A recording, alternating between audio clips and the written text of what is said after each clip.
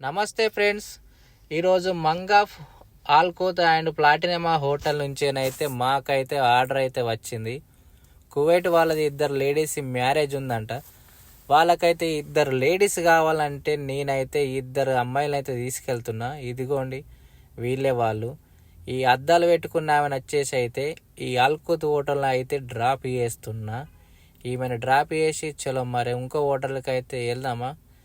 Next వచ్చేసి ఇక్కడ ప్లాటినమా hotel, ఇక్కడ వచ్చేసి ఇంకో అమ్మాయిని చూసినా ఆమెనైతే ఈ హోటల్ అయితే డ్రాప్ చేయాలి.